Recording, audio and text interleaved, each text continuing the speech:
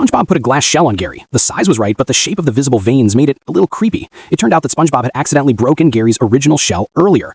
Gary was very upset at first, so SpongeBob tried to glue it back together and gave it to him, but it broke again.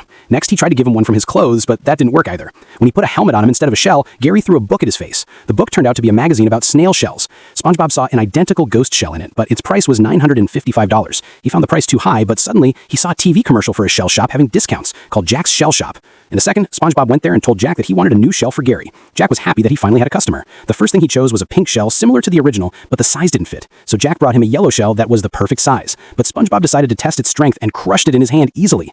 Jack didn't get angry because the filming was live. SpongeBob decided to choose one himself, but he broke the second shell while he was still looking around. Then he saw another one, but he tripped on his shoelace and fell. Jack got fed up and told him not to touch any more shells. In the end, he brought him a very solid metallic shell, but it was so shiny that SpongeBob got confused and bumped into the shelves behind him, and the entire shell fell like dominoes. As a result, all the shells broke. People thought Jack was out of stock, but he turned out to have a superpower shell made of strong metal. This time, SpongeBob decided to be careful. He tied his shoelace as well, dried his hands, and wrapped them with insulating foam. He picked up the shell cautiously, and it still broke. Jack exploded with anger and demanded compensation, so SpongeBob gave him all his money, but Jack said it wasn't enough and asked for his limbs, and SpongeBob agreed. Then he asked for a muscle from his body, and then his eye, and he agreed again.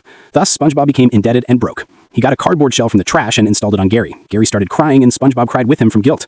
Suddenly, Mr. Krabs appeared, so SpongeBob told him that if he found a suitable shell for Gary, he would work for him for a year for free. He agreed. That same night, SpongeBob saw something terrifying in the dark, and when he turned on the flashlight, he discovered it was Gary with a strange-looking new shell. It was clear that Mr. Krabs had brought it for him. Then Mr. Krabs entered, shivering, wrapped himself in a blanket, and left. But Gary was annoyed, closed the door on SpongeBob, and left him outside.